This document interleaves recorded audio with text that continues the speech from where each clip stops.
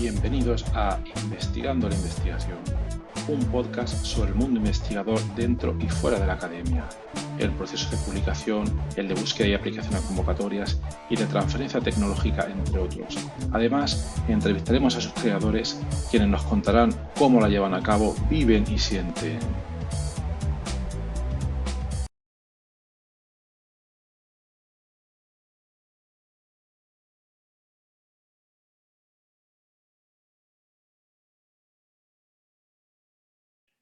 Buenos días a todos y a todas y bienvenidos a otro programa del podcast Investigando la Investigación, el podcast donde hablaremos de todos los temas relacionados con el mundo de la investigación. Nos centraremos en temas actuales de bastante relevancia en muy diferentes campos y también nos resulta muy importante ver cómo estos investigadores llevan a cabo su investigación, cómo es su vida y su día a día, qué les motiva a investigar y qué problemas se encuentran y resuelven para seguir adelante y muchos temas de interés. Y conviene decir, como hemos comentado en anteriores programas, que nos centraremos no solo en la investigación académica, sino también en la investigación en empresas. Y entonces, en cuanto a esto, hoy va a ser un capítulo más de investigación en empresa. Hoy tenemos el placer de tener como invitado a Francisco Pamontojo. Hola, Francisco, buenos días. Hola, buenos días, Horacio. Muchas gracias por aceptar esta invitación. Y bueno, voy a hacer un muy breve resumen después de Francisco. Su campo de investigación actualmente son las enfermedades neurodegenerativas y actualmente él se encuentra trabajando en la Universidad de Múnich, en Alemania, y al mismo tiempo combina su trabajo en la universidad de investigación y también de praxis médica, también lo combina con una empresa que ha creado. Ha creado una empresa para desarrollar unas moléculas que están teniendo unos resultados bastante interesantes en el tratamiento de diversas enfermedades neurodegenerativas. Entonces, Francisco, ¿nos podías comentar un poco cómo es el trabajo que hacéis en la universidad ahora mismo, a día de hoy? En cuanto a lo que hago en la universidad, yo soy médico, soy neurólogo. Ahora estoy terminando una segunda especialidad en psiquiatría y a la vez soy líder de un grupo, en español, pero vamos, group leader de un grupo de investigación en la universidad que empezó en su momento en el marco de un programa llamado Clinician Scientist. A los médicos les dan la posibilidad de si tienen buenas ideas para investigar, formar su propio grupo de investigación. Ahora mismo tengo la gran suerte de que, a diferencia de España, aquí si consigues becas para investigar que te financian tu puesto, pues puedes dedicarte exclusivamente a la investigación. Entonces, Francisco, la siguiente pregunta sería, bueno, tú tienes tu puesto en la Universidad de Múnich, que es donde estás desarrollando tu trabajo en esa faceta, y luego has creado una empresa biotecnológica que se dedica a investigar las moléculas que estoy desarrollando. ¿Nos podrías comentar un poco cómo llegaste o cuál fue tu motivación para crear esa empresa? Sí, bueno, las sustancias las encontramos en el 2012-2013, mientras estaba haciendo mi postdoc en Dresden, en el Instituto Max Planck de Dresden, con el profesor Kurchala y el profesor Hyman. Y yo, siendo el médico, el descubrimiento publicó en el... Y el tema es que, como muchos saben, para que una sustancia llegue al paciente, que es lo que a mí realmente me interesa, tienen que estar protegidas por patentes, porque si no, no hay nadie que esté dispuesto a pagar el dinero que costaría todo el desarrollo preclínico y después el desarrollo clínico para que llegue al paciente. Entonces, con esa idea en la cabeza fue con la que en su momento patentamos las sustancias, primero con una patente para enfermedades neurodegenerativas, después descubrí que también aumenta la motilidad de los espermatozoides, entonces hicimos otra patente para la motilidad de los espermatozoides.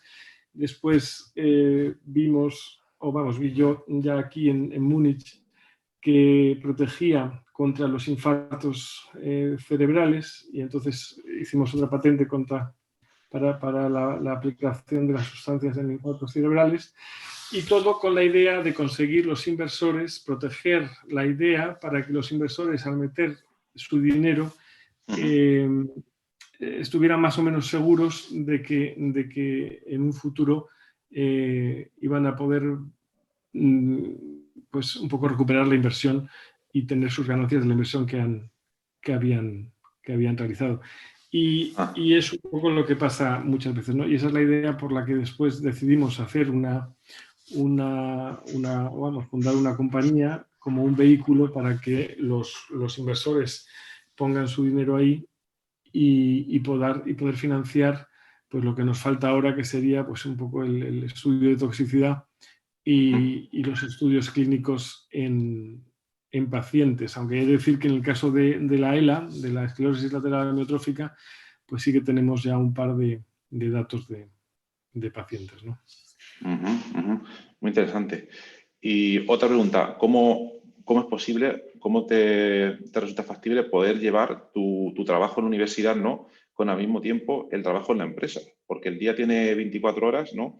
¿Cómo se pueden llevar ambas cosas al mismo tiempo? Bueno, pues como he comentado hasta ahora, la posibilidad ha estado ahí porque obtuvimos esta beca del Ministerio de Economía y Energía alemán, que permitió financiar todo el proyecto hasta ahora de desarrollo y de probar las sustancias en modelos animales de ELA, en modelos animales de infarto cerebral y en modelos animales de Parkinson. Entonces, hasta ahora todo ha estado cubierto por esa beca. A partir de ahora, yo me hago la misma pregunta. ¿Cómo voy a ser capaz de llevar las dos cosas? Seguramente, si consigamos los inversores, tenga que reducir la jornada en el hospital a un 50% y el otro 50% dedicarlo a la empresa, que es otra cosa que también se puede hacer aquí. La diferencia con España es que en España, una vez que entras en la residencia para hacer la especialidad a través del MIR, está todo muy programado. Tú sabes exactamente cuándo rotas, dónde rotas, cuándo tienes tus 6 meses para hacer tu rotación externa, y la verdad es que no, aparte de esa rotación externa donde uno también puede investigar, no hay mucho tiempo ni la estructura permite mucha investigación básica, ¿no? Y en el caso de... La ventaja que tiene eso, por otro lado, es que sabes que en 5 años, 4 años has terminado tu especialidad, y aquí en Alemania es un poquito diferente. Tú entras a trabajar y vas rotando según haya posibilidades dentro de la clínica, pero sí que te permite tener una cierta flexibilidad para, si consigues becas y demás, dedicarte un poco más a la investigación durante un tiempo y después volver a seguir con la residencia. Y a la vez también te permite reducir tu jornada laboral. Esto en España, en un sistema como el MIR, no sé si está muy previsto, la verdad. Hasta cierto punto supongo que habrá flexibilidad también, porque las colegas y los colegas, cuando tienen hijos, pues supongo que tienen que tener la posibilidad de coger esos meses de baja, pero no es la flexibilidad que hay aquí.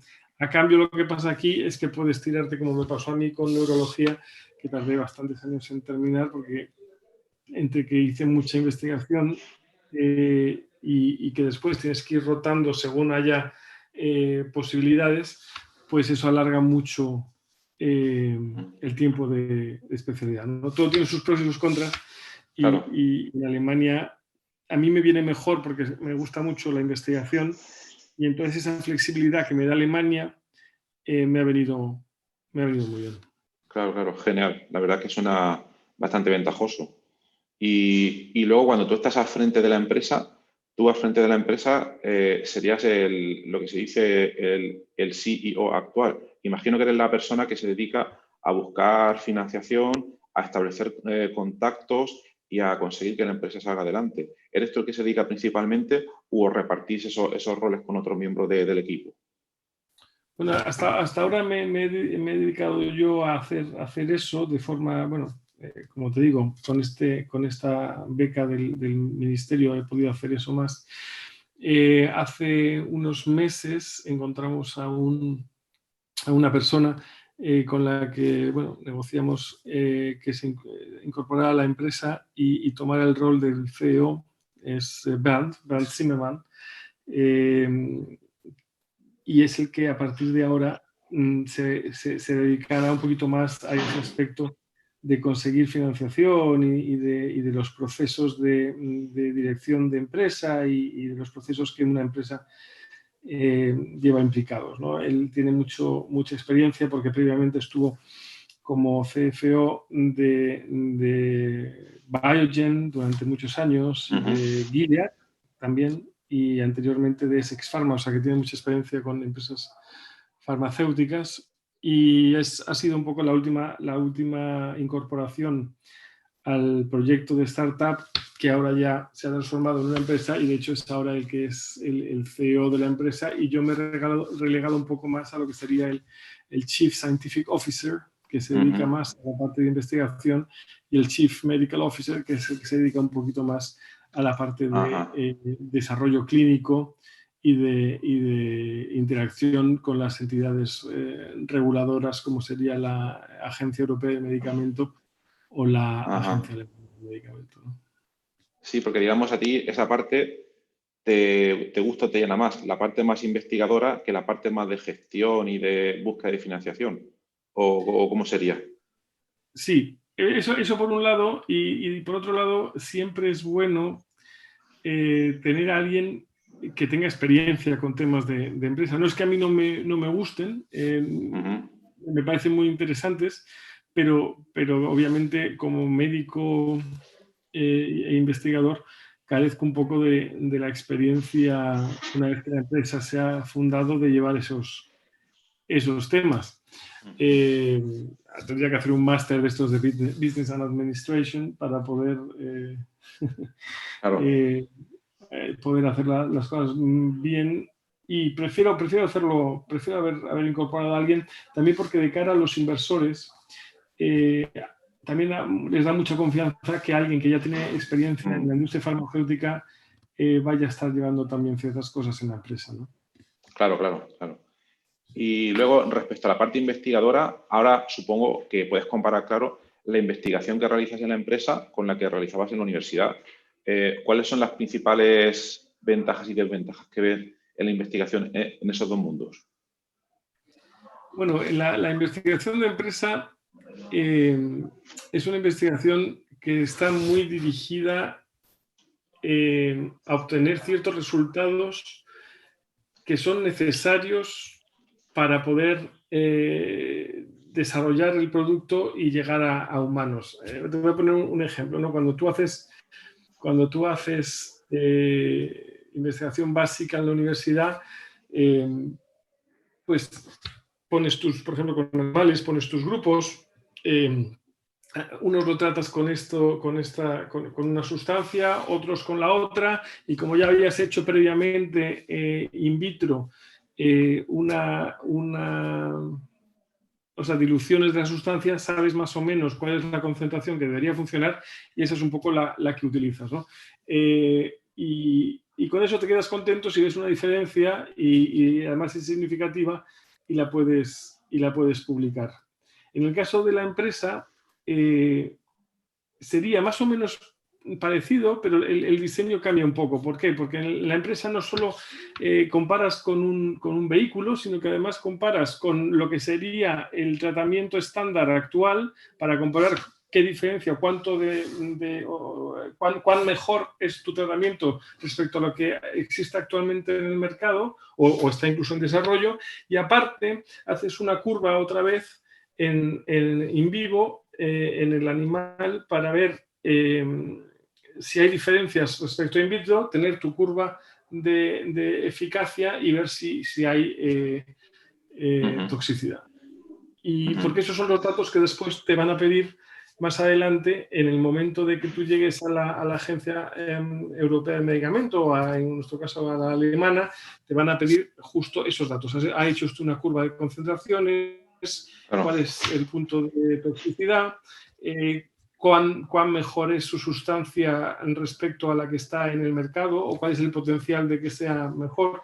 Uno tiene que entender que la Agencia del Medicamento lo que quiere es proteger al paciente que entra en un ensayo clínico. Entonces, lo más importante en esas situaciones es establecer o sea, como poner en la balanza cuáles son los pros y los contras, ¿no? O sea, Claro. ¿es este tratamiento nuevo lo suficientemente bueno como para que el paciente se exponga al riesgo de hacer el ensayo clínico? Y entonces, cuantos más datos tengas a favor que digan que es mejor, que la toxicidad es muy baja y este tipo de cosas, más fácil te va a resultar que te den el permiso para hacer el ensayo clínico. Y esa es la diferencia con la universidad. En la universidad, pues, se hace la investigación básica y se hace más orientada a ver un efecto, ver que funciona, el proof of concept, ¿no? El proof of principle y poco más. Interesante, interesante. Y en esa línea, una duda que creo que puede ser interesante para la audiencia. En una universidad de investigación básica, bueno, a la hora de trabajar un proyecto complejo como este, es necesario formar un equipo de trabajo. Y en ese equipo de trabajo pueden haber doctorandos, postdocs, etcétera, otros profesores que también estén participando.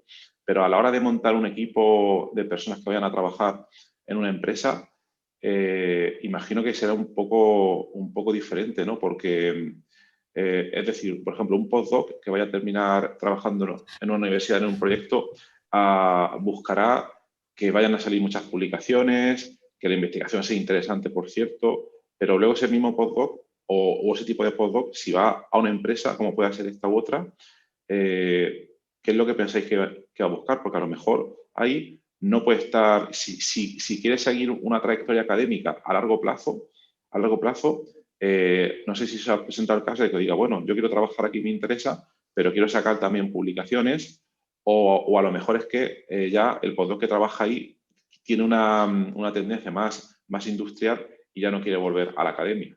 No sé qué experiencia tenéis vosotros ahí a la hora de poder formar un equipo.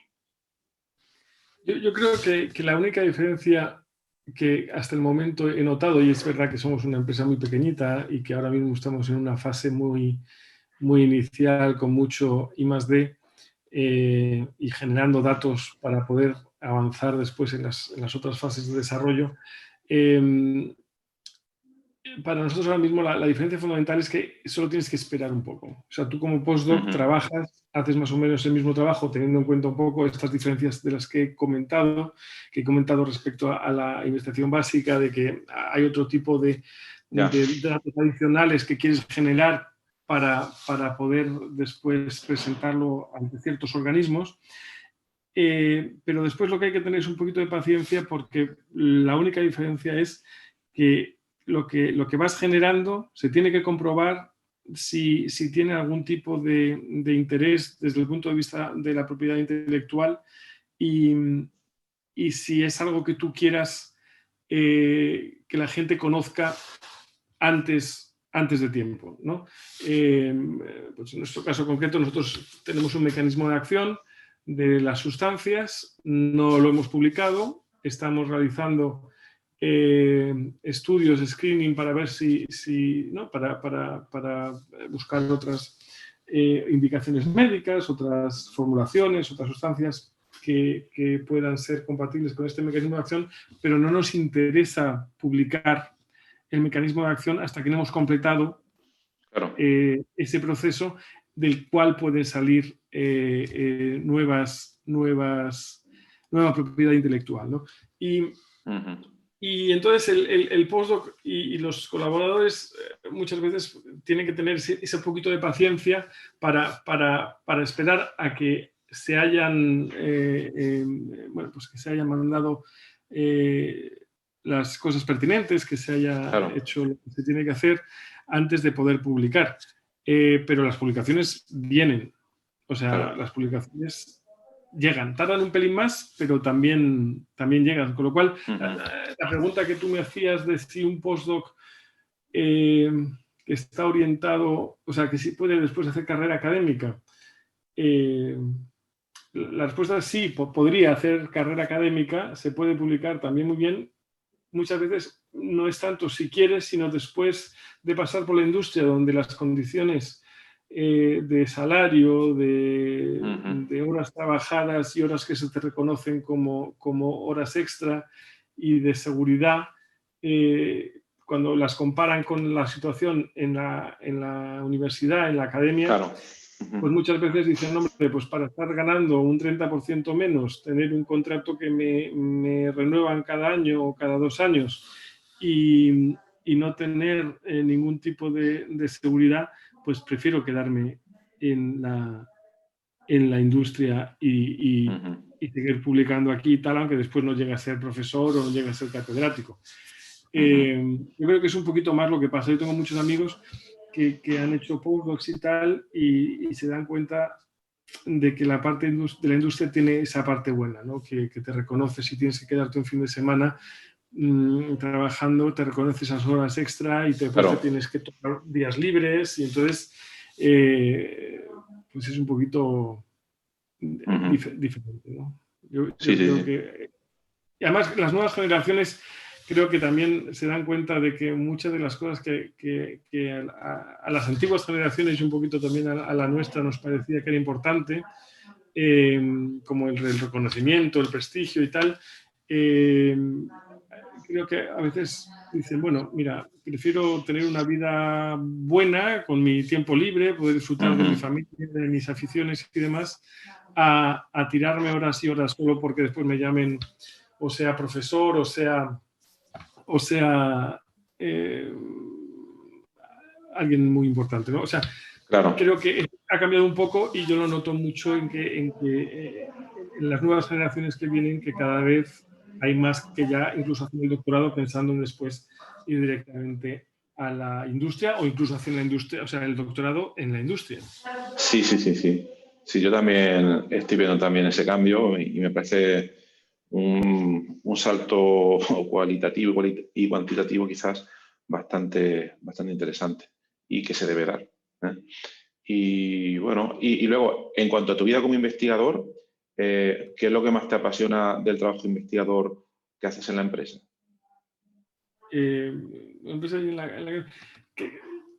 Yo creo que lo que más me motiva como investigador es el primer experimento que haces para comprobar que tu hipótesis es correcta. Yo creo que hay un proceso en el que tú desarrollas esta hipótesis, lees mucho y tal.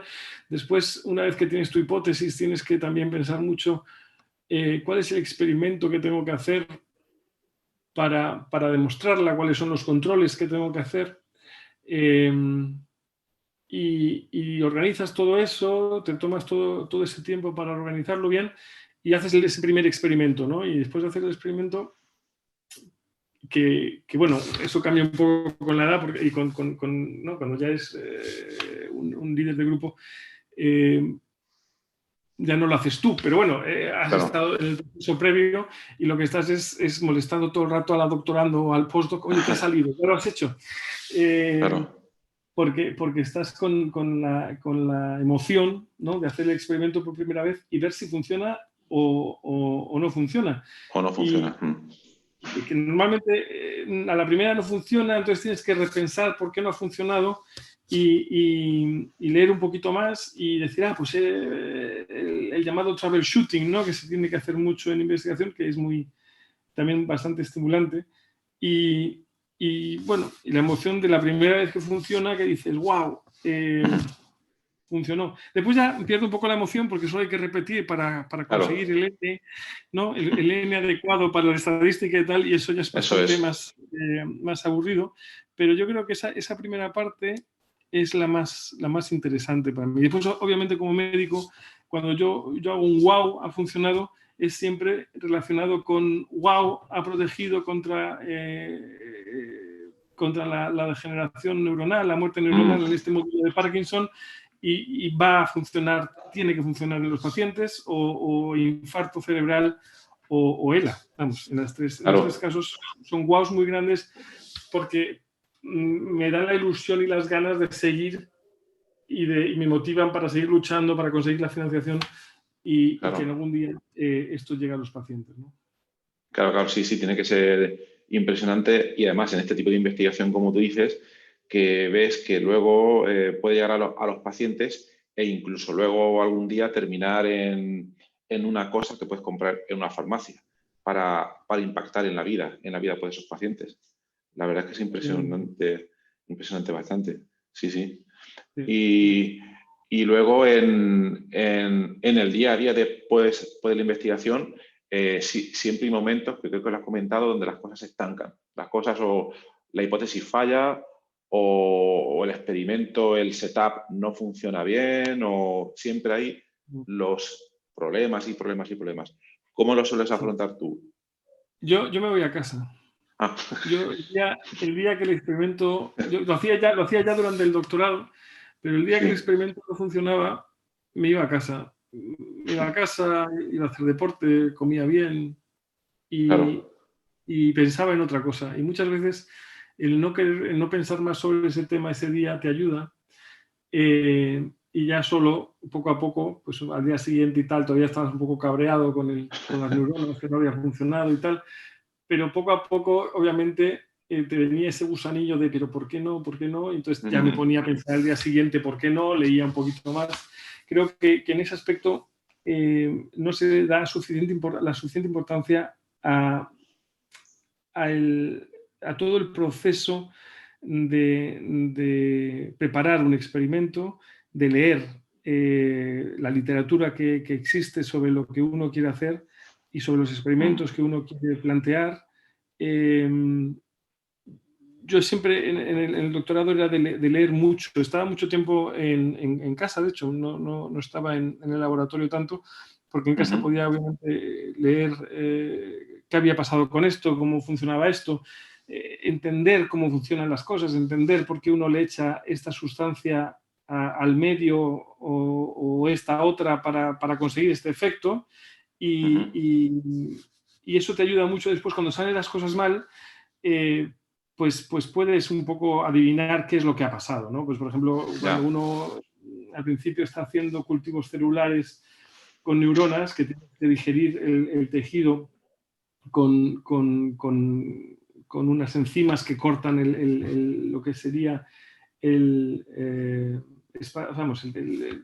tejido, la matriz extracelular, Sí. pues hay diferentes opciones. Entonces, por ejemplo, con tripsina, si te pasas en la concentración, se acaba comiendo también receptores de la membrana que son importantes para las neuronas. Pero eso tienes todo que saberlo de antes, tienes que saber realmente cómo funciona. No te vale que te den un protocolo, Claro, tú sigues el protocolo, no funciona y no tienes ni idea de por qué no ha funcionado, ¿no? Y, claro. y yo creo que eso es un poco lo más tedioso, a la vez interesante si te gusta aprender cómo funciona todo. Y ahora mismo yo creo que lo que más aburrido me resulta es el escribir las solicitudes para pedir becas y Ah, demás. claro, Eh, claro. a mí esto de escribir, sentarme y ponerme a pensar y escribir 20, 30, 40 folios y saber que solo un 10% de lo que se va a mandar te lo dan, ¿no? Creo que ahí sí que hay que tener cierta resiliencia, ¿no? Sí, sí. Yo creo que tú eso lo debes comprender también, también como yo, Sí, sí, sí. porque, Sí, porque nos tiramos muchas horas escribiendo para que a lo mejor un 10% de lo que hacemos nos lo den, ¿no? claro, sí, sí, es una parte, vamos. Bueno, primero yo estoy totalmente de acuerdo en lo que has comentado antes. de preparación, de estar preparado, de poder informarse y sobre todo a veces puede desconectar un poco, ¿no? Porque a día de hoy, con toda esta presión del publish or perish, de intentar sacar 100.000 cosas adelante, uno no tiene un segundo para pararse a pensar y al final muchas veces son todo una cadena de errores. Entonces yo también creo que a veces sí que hay que desconectar y estar muy bien preparado para intentar encontrar esas soluciones a los problemas. Y luego por lo de los proyectos, pues es así. Es como tú has dicho, es un poco rollo a veces porque además es lo que tú dices, si se sabe que más o menos es un 10% de posibilidades pues, de éxito, pues dices, vaya. Y luego además puede ser incluso peor que no te concedan un proyecto y que incluso no te hayan dado ningún tipo de feedback y no sabes por qué has fallado. Porque a mí por lo menos intento ver el lado positivo y digo, venga, va, me han rechazado este proyecto y he fallado aquí, aquí y allá, pero bueno, voy a aprender y la próxima vez que lo presente, pues intentaré mejorar y tal. Y me funciona a veces, pero sí, es una cosa que hay que tener, hay un poco de resiliencia y conozco mucha gente que dice, mira, no, yo con esto no puedo, hay mucha incertidumbre.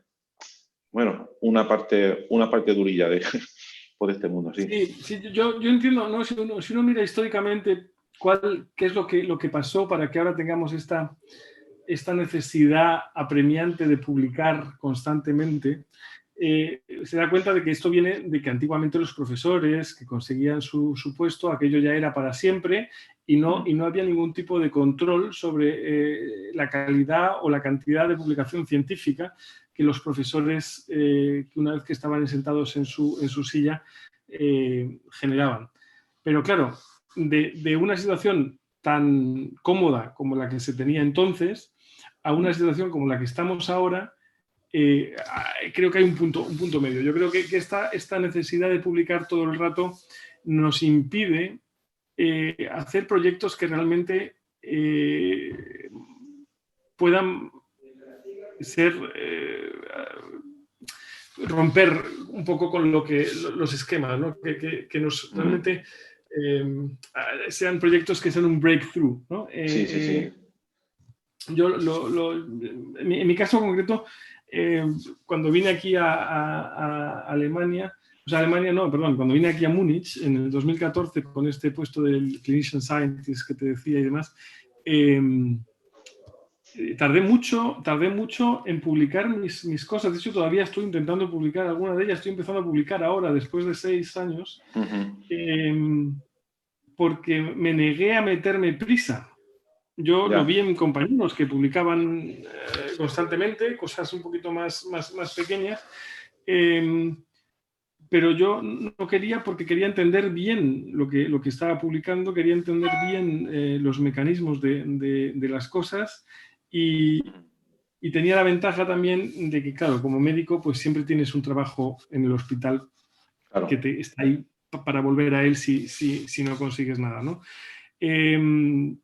Pero yo creo que ha sido gracias a ese tiempo que me tomé y a ese tiempo que tuve que se ha podido desarrollar de esta forma y que tenemos tantos y tan buenos datos ahora mismo, ¿no? Y cuando uno va con prisas no hace los controles adecuados, no se piensa bien las cosas y al final lo que tenemos, que es lo que estamos viendo, es la irreproducibilidad de los resultados que se publican en Nature o en Science o en muchas otras revistas que están teniendo problemas de que no son capaces de replicarlo, no son capaces de reproducir los resultados. Sí, y parece que cada vez está sucediendo más, por lo que comentan. Claro, pero es por eso, es por esa necesidad de publico rápido, porque necesito esta publicación para poder pedir la siguiente beca y hay veces que yo creo que hay que tomarse las cosas un poco con pausa. Así es. A mí, por ejemplo, ahí creo que me resulta más interesante a veces el mundo de la empresa porque como no tienes otra presión que es distinta, ¿no? Pero al no tener esa presión de publicar tanto y al tener digamos, hacer la presión centrada más en sacar algo de calidad, pero a lo mejor si sacas una sola cosa, con eso ya puedes sacar la empresa adelante. Pues me parece pues más interesante. Pero bueno, ahí hay de todo aquí. Sí, sí. Sí, sí que es verdad que sigues teniendo un poco la presión en la empresa de que, bueno, tienes unos inversores, han puesto un dinero y con ese dinero y en un tiempo determinado tienes que conseguir unos objetivos. Y si bien es verdad que no tienes que publicar los resultados al exterior, sí que los tienes que publicar, por decirlo de alguna forma, eh, a, tu, a, tu, a tus accionistas, a tus Claro, inversores, ¿no? claro. Es un poquito diferente, sí. Están ahí, sí, sí. Pero bueno. Súper interesante. Pues una última duda. Bueno, tú eres español, está Sí. claro, ¿no? Y estás allí, tú el alemán lo dominarás bastante bien, ¿no? Sí, claro, porque como médico Claro, no puedo tratar a los pacientes ni en inglés ni en... No. claro. Hay que aprender el idioma. Sí. Madre mía. Y, o sea, a tratar a los pacientes en alemán, luego la investigación y todo esto en inglés, porque las publicaciones científicas que vienen en inglés, Uh-huh. y los informes, becas, proyectos, los redactarás en alemán e inglés indistintamente, y luego el español. ¿Es un poco caos tener tres idiomas en la cabeza o se lleva bien? Es un poco caos. Bueno, yo lo llevo más o menos, lo llevo un poco, o sea, yo lo llevo más o menos bien. Mis padres, bueno, me dicen que tengo un poco de acento, pero Ah, eso también viene porque mi mujer es argentina, entonces ya se mezcla, es ah, casi como un cuarto idioma. Y, claro. y lo noto, sobre todo lo noto que cuando hablo en español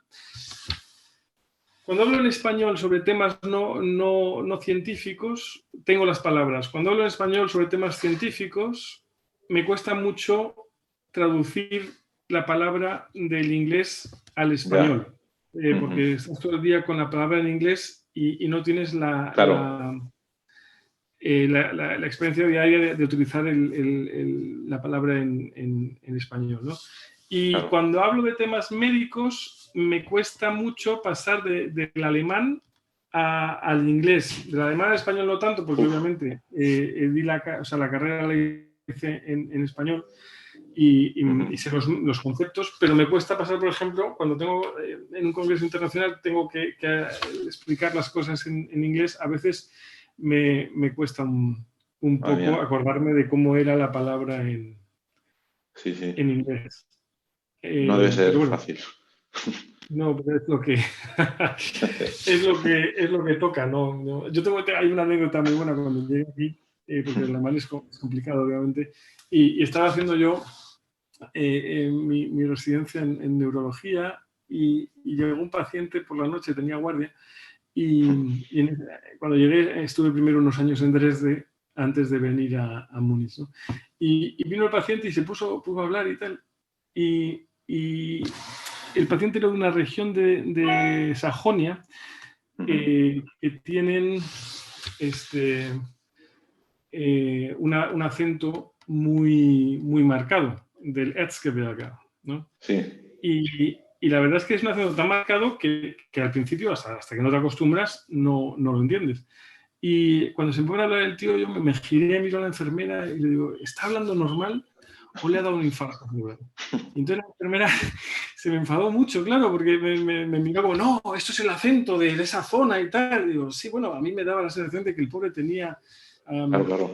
disartria o afasia o tal. Y hasta que me acostumbré. Después ya me volví más diplomático y entonces como los pacientes normalmente venían con familiares, pues yo preguntaba, bueno, ¿ha hablado siempre así?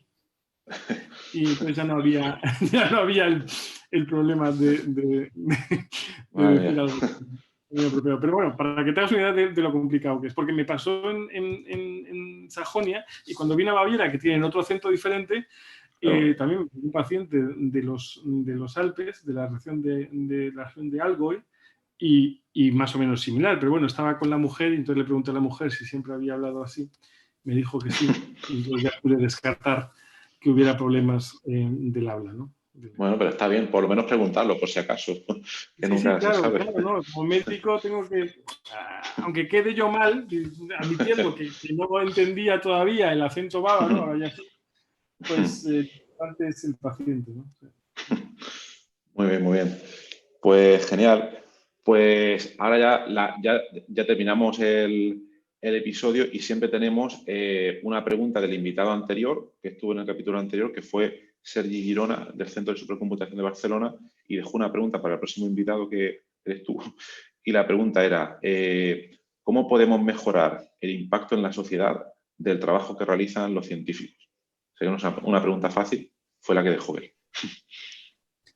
Bueno, no me parece. Me parece además que la respuesta es muy complicada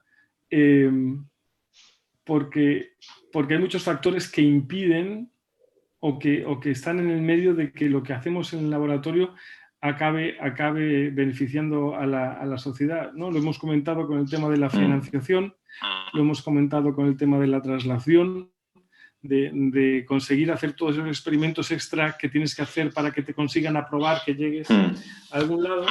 Y yo creo que lo que habría que hacer, y fíjate, te lo digo porque yo noté que faltaba, es desarrollar quizá a nivel europeo estructuras que permitan a los investigadores desarrollar las ideas que tienen, generar quizá empresas públicas de esas ideas y que el beneficio de eso, primero, que sirve para que llegue a la sociedad y segundo, que sirve para que ese beneficio revierta a la sociedad. ¿Qué quiero decir con esto? ¿Por qué estoy comentando esto ahora mismo? Normalmente lo que pasa, y es lo que va a pasar en nuestro caso también, es que uno hace un descubrimiento en la universidad lo patenta, y después lo que pasa es que la patente o la licencia, con lo cual se lleva un porcentaje determinado de las ganancias que tiene esta patente, o muchas veces lo que pasa es que la patente se vende por un precio inicial pequeño porque no hay el dinero para desarrollarlo y por lo tanto, como el riesgo es muy alto, el precio que se paga ahora es muy pequeño porque hay que meter muchos millones de euros para conseguir desarrollarla. Entonces, al final lo que pasa es que se ha generado con dinero público, pero el que ha tenido el dinero para desarrollarlo y para pagarlo es el que se queda con el beneficio. Claro. Y mucha gente se queja precisamente de eso, ¿no? Pero se tienen que dar cuenta de que no hay unas estructuras estatales que permitan que eso no ocurra, porque no hay una estructura estatal que le dé el dinero a la universidad que ha generado la patente para que desarrolle el producto hasta llegar a mercado y que por lo tanto la universidad, por ejemplo, en este caso, se beneficie de la comercialización del producto y que además llegue a la sociedad. O en el caso de productos naturales que no tienen tanto valor que no se pueden patentar por lo que sea, o que no tienen una patente pero que funcionan, no llegan al paciente porque los millones que hay que poner nadie te los pone porque dicen, bueno, pero es que una vez que lo hayas desarrollado, cualquiera la puede producir y yo no he ganado nada. Y entonces yo creo que ahí haría falta desde el Estado, desde el gobierno, desde los políticos, un movimiento en esa dirección. Pues sí, me parece muy buena idea y ojalá tomaran nota entre sus ratos que tienen para este tipo de incentivos. Muy bien. Porque de hecho lo están haciendo ahora poco a poco con el tema de las publicaciones. Las publicaciones, ahora, en muchos casos, si la financiación ha sido pública, tienen que hacer open access, ¿no? Tiene que estar abierto a todo el mundo. Eso antes no era así. Era algo que a mí me enfadaba mucho. Yo por eso siempre he intentado, o la mayoría de las veces publico en Open Access Journals, porque creo que si es algo que se ha pagado con los impuestos de la gente debería tener derecho a ver cuáles han sido los resultados y a leer los papers. Entonces, es algo que está pasando y yo espero que en el futuro también pase con otras cosas. Sí, por lo menos parece que son cosas que están en camino. De hecho, a mí me llegaron noticias recientemente de que La Comisión Europea está desarrollando o ya tiene a punto su propia una plataforma para poder hacer las publicaciones ahí. Que bueno, eso se introducirá poco a poco imagino. Muy bien, Francisco, pues muy interesante. Solo te pediríamos si quieres dejar alguna pregunta para el próximo invitado del próximo capítulo. Sin saber quién es, claro. Sí, sin saber quién es. Sí.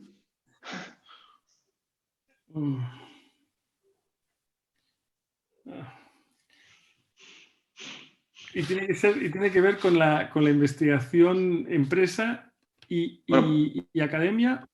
Investigación general. Como el General. podcast es investigando la investigación y tratamos esos temas, puede ser académica o empresarial, no puede ser cualquiera de las dos. Bueno, la pregunta sería, ¿qué te parece la falta de interés de las revistas por publicar resultados negativos? El efecto que esto tiene en el gasto público en investigación, porque muchas veces se duplican estudios, Sí. porque no se han publicado, que no hacen nada. ¿Cuál sería su idea para cambiarlo? Sí, muy buena pregunta, muy buena pregunta. Muy bien, Francisco, pues muchas gracias por asistir al podcast y por la entrevista de hoy. Es muy interesante lo que hacéis y todo el ánimo para seguir adelante y sacar ahí compuestos muy interesantes. Muchas gracias. Pues muchas gracias a ti por invitarme y bueno, quería, si me lo permites, voy a decir algo. Quería saludar un poco a mi mujer, que me apoya, que es parte del equipo, decirle que es una parte muy importante del equipo y de cómo se hacen las cosas, y nombrar la empresa, que no hemos dicho cómo se llama Perfecto. Neurevo. Esto lo hago por Bernd, que me va a decir que cómo voy a desaprovechar la oportunidad. Y entonces, para que se sepa, la empresa donde nosotros trabajamos se llama, que hemos fundado, se llama Neurevo y está en Alemania. Cierto. Y no os preocupéis porque en las notas del programa, que no lo he dicho, en las notas del programa voy a poner todos los enlaces a la información de Francisco, su currículum, el enlace a la empresa, toda la información que hemos comentado bien en el capítulo, o la más relevante, para que todos los oyentes ahí puedan ir directamente hacia esa información. Muy bien. Perfecto. Pues muchísimas gracias, Horacio. Que Gracias tengas a un buen ti. día. Igualmente, Francisco. Hasta luego. Y gracias a todos los oyentes por estar allí y por escuchar nuestro podcast Investigando la Investigación. Como hemos comentado, en las notas del episodio están todos los detalles. Y bueno, ya sabéis que ahí además tenéis un formulario por si queréis dejar comentarios de cualquier tipo sobre el programa, positivos o negativos, o si queréis sugerir algún próximo investigador o investigadora para entrevistarlo y nada más. Si os ha gustado el programa, os agradeceríamos lo recomendaseis a vuestros amigos o redes sociales o donde veáis. Pues muchas gracias y que tengáis un buen día. Gracias por estar ahí y escuchar nuestro podcast Investigando la Investigación. En la nota del episodio tiene los detalles y un formulario para que opines y puedas sugerir el próximo entrevistado o tema, ya que tu opinión nos parece muy importante. Si te ha gustado, te agradeceríamos lo recomendases a tus amigos o difundieras en las redes sociales o donde sea.